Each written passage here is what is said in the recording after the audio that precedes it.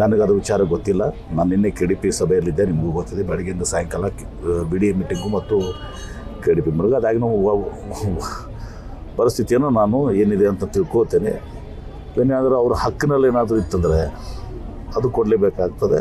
ಅದು ಅಥವಾ ಮಾನವೀಯತೆ ದೃಷ್ಟಿಯಿಂದ ಕೊಟ್ಟಿದ್ದಾರೆ ಗೊತ್ತಿಲ್ಲ, ನನಗೆ ವಿಷಯ ಗೊತ್ತಿಲ್ಲ ಅಂದರೆ ಮಾತಾಡೋದು ಸರಿಯಲ್ಲ.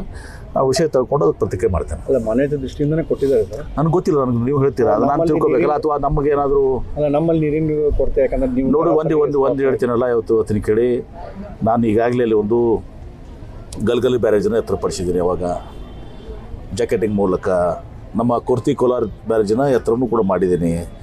ನಮ್ಮಲ್ಲಿ ಕೂಡ ವಿಶೇಷವಾಗಿ ಕುಡಿ ನೀರಿಗೆ ಯಾವ ಕಾಲಕ್ಕೂ ಸಮಸ್ಯೆ ಆಗೋದಿಲ್ಲ. ಲೈವ್ ಸ್ಟೋರೇಜ್ನಲ್ಲೇ ನಾವು ಇದು ಮಾಡ್ತೀವಿ. ಅವಶ್ಯಕ ಬಿದ್ದರೆ ಡೆಡ್ ಸ್ಟೋರೇಜ್ನಲ್ಲೂ ನಾವು ತೆಗೆದುಕೊಳ್ಬೋದು. ಆದರೆ ಆ ಒಂದು ಸಂದರ್ಭ ಬರೋದಿಲ್ಲ. ಇದೆಲ್ಲವನ್ನು ಕೂಡ ಲೆಕ್ಕ ಹಾಕಿನೇ ನಮಗೆ ಎಷ್ಟೆಷ್ಟು ಬೇಕು ಅನ್ನೋದು ತಿಳ್ಕೊಂಡೇ ಇವತ್ತು ದಿವಸ ಇಲಾಖೆ ಕೆಲಸ ಮಾಡಿರ್ತದೆ. ಅದೆಲ್ಲವನ್ನು ತಿಳ್ಕೊಂಡು ಮಾನವೀಯತೆಯಿಂದ ಕೊಡಬೇಕಾದ್ರೆ ಕೊಡಬೇಕು, ತೊಗೊಳ್ಳೋದಂತ ಇರ್ತದೆ. ಮಹಾರಾಷ್ಟ್ರದವ್ರು ನಮ್ಗೆ ಕೊಡ್ತಿದ್ರು, ನಾವು ಅವ್ರಿಗೆ ಕೊಡ್ತಿದ್ವಿ, ಹೀಗೆ ಒಂದು ಇದು ಇರ್ತದೆ. ಅಥವಾ ಅವರ ಅಲೋಕೇಶನ್ದಲ್ಲೇ ಇವತ್ತು ದಿವಸ ಏನಾದರೂ ಇದು ಇರ್ತದೆ, ಅದು ನನಗೆ ಗೊತ್ತಿಲ್ಲ. ಅದನ್ನು ತಿಳ್ಕೊಂಡು ನಾನು ನಿಮಗೂ ಪ್ರತಿಕ್ರಿಯೆ ನೀಡ್ತೇನೆ.